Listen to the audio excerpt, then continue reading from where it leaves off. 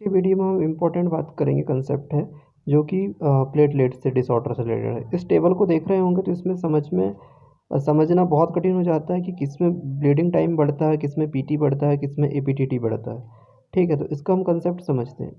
तो देखो, सबसे पहले प्लेटलेट डिसऑर्डर को समझने के लिए ना और दो टाइप में डिवाइड करते हैं। या तो नॉर्मल प्लेटलेट काउंट होगा किसी में, या तो फिर प्लेटलेट का काउंट डिक्रीज हो जाएगा। दो ही पॉसिबिलिटी हो सकती है। लेकिन दोनों ही पॉसिबिलिटी में क्या होता है, अगर होगी कोई भी तो ब्लीडिंग टाइम तो हमेशा इंक्रीज मिलेगा ही।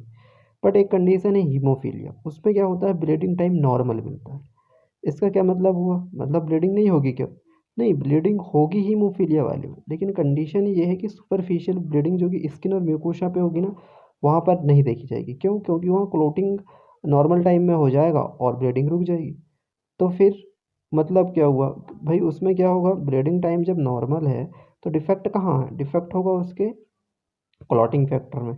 तो क्लॉटिंग फैक्टर में जब डिफेक्ट है तो क्या होगा, उसके जो अंदर जॉइंट है या मसल्स वहाँ पर ब्लीडिंग होगी। तो बाहर से दिखाई नहीं देगी हमको, बट अंदर ब्लीडिंग होगी।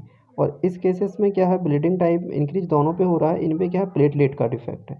इनके साथ साथ में क्या होता है, प्लेटलेट का डिफेक्ट तो है ही, साथ में कुछ ऐसी डिसीज़ हैं इसमें जो कि क्या होंगी, साथ में क्लोटिंग फैक्टर का भी डिफेक्ट होगा। तो इनमें क्या देखने को मिलेगा अपन को, ब्लीडिंग टाइम भी इंक्रीज इसी। अब बात करते हैं कि ठीक है, ये दो चीज़ तो क्लियर हो गई कि ब्लीडिंग टाइम जो है कब देखने को मिलता है, जब प्लेटलेट का डिसऑर्डर हो। और दूसरा किसमें देखने को मिलता है, जैसे कि देखो, प्लेटलेट का डिसऑर्डर हमें किस चीज़ में देखने को मिल रहा है, जो फंक्शनल डिफेक्ट होता है एक, क्वालिटेटिव डिफेक्ट, और दूसरा क्वांटिटेटिव डिफेक्ट, थ्रोम्बोसाइटोपेनिया होता है। अब इसका मतलब ये है कि इसमें ब्लीडिंग टाइम होगा, एपीटीटी और पीटी नहीं होगा। तो ये उनमें भी होता है, वो किस में डिपेंड करता है, क्लॉटिंग फैक्टर पे बताया मैंने। अब क्लॉटिंग फैक्टर भी हमारे पास टू टाइप के होते हैं ना, या तो इंट्रिंसिक होंगे या तो एक्सट्रिंसिक होंगे। इंट्रिंसिक वाले में अगर कोई दिक्कत है तो क्या होगा, उनका एपीटीटी बढ़ेगा। और अगर एक्सट्रिंसिक वाले में है तो क्या बढ़ेगा, पीटी बढ़ेगा। ठीक है, तो ये समझ में आया। तो इसमें हम देखेंगे नॉर्मल प्लेटलेट काउंट है अगर किसी का, लेकिन उनमें फंक्शनल डिफेक्ट हो गया जो कि नीचे दी गई हैं, वॉर्न ब्रीवियर डिसीज़ हो गया, ग्लैंजमैन डिसीज़ हो गया, ये सारी जो दी हुई है लिस्ट में, इनमें से डिफेक्ट होगा तो ब्लीडिंग टाइम तो बढ़ेगा। साथ में क्या होगा, अब जिस क्लॉटिंग फैक्टर को जिस अफेक्ट कर रहे हैं, चाहे इंट्रिंसिक चाहे एक्सट्रिंसिक कोई भी, उसके हिसाब से या तो दोनों बढ़ेंगे क्या, या फिर एक कोई बढ़ेगा, जैसे कि पीटी या एपीटीटी। तो ये समझ में आ गया, मतलब ये डिसऑर्डर में डिपेंड करता है कि तीनों चीज़ भी बढ़ सकती हैं या कुछ चीज़ भी। ठीक है, लेकिन हीमोफीलिया वाले में क्या है, सिर्फ क्लॉटिंग फैक्टर में दिक्कत होती है, इसलिए ब्लीडिंग टाइम तो उसमें नॉर्मल ही रहेगा। लेकिन अब डिपेंड करता है कि उसमें क्लॉटिंग फैक्टर होता है 8, 9, 11।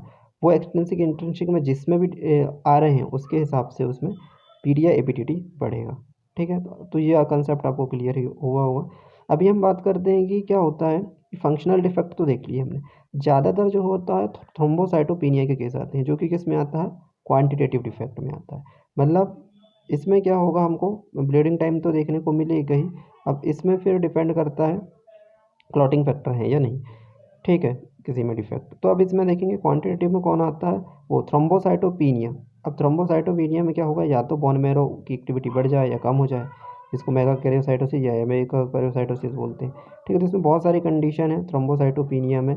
तो यहाँ पर लिखी हुई देखो, आईटीपी, एसएलई, दोनों तरफ लिखी हुई है। ठीक है, आईटीपी वगैरह में भी देखोगे अब तो क्या होता है इसमें, दोनों कंडीशंस हैं इसमें जिसमें ब्लीडिंग टाइम हमको इंक्रीजमेंट मिलता है देखने को।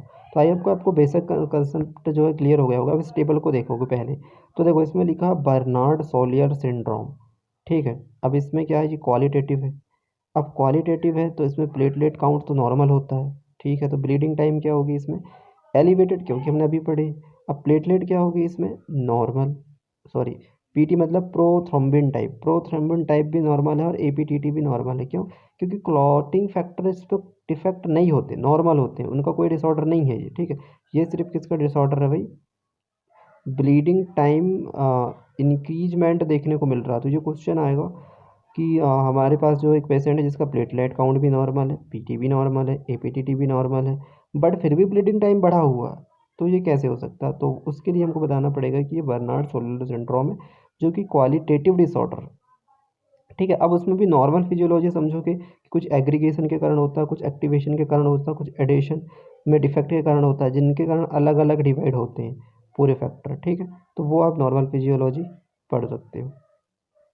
इसके बाद ग्लैंजेमान में देखोगे तो इसमें भी वैसे ही रूल है, उसी के जैसे है, ठीक है। तो लेकिन इसमें देखोगे वॉन विलिवार्ड डिसीज़ में क्या होता है कि इसमें एपीटीटी बढ़ा हुआ होता है। क्यों? क्योंकि इसमें क्लोटिंग फैक्टर 8 है ना भाई, रिस्पॉन्सिबल, इसलिए वो एपीटीटी उसका बढ़ गया। डीआईसी में देखोगे ना तो इसमें भाई इंट्रिंसिक एक्सट्रिंसिक दोनों ही चीज़ होते हैं, ठीक है। और प्लेटलेट तो इसमें कम है ही, ब्लीडिंग टाइप तो बढ़ेगा ही, लो हो चाहे फिर नॉर्मल हो, ठीक है।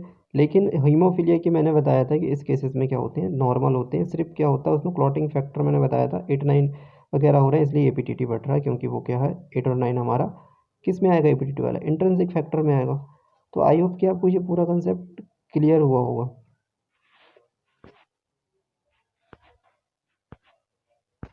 नॉर्मली कुछ डिसीजेस देखते होंगे जिसमें जी क्लॉटिंग फैक्टर की बड़ी दिक्कत आती है, क्योंकि क्लॉटिंग फैक्टर लीवर में सिंथेसिस होता है ना। या फिर किसी ने क्या कुछ ड्रग्स ले लिया, या फिर हेपरिन इंड्यूस थ्रोम्बोसाइटोपिनिया हो गया, या फिर लीवर डिसीज हो गई, या सिरोसिस हो गया, ठीक है। ऐसे बहुत सारे कुछ कॉमन डिसऑर्डर हैं जिनके कारण भी इनमें जो है एबनॉर्मलिटीज़ आ जाती है।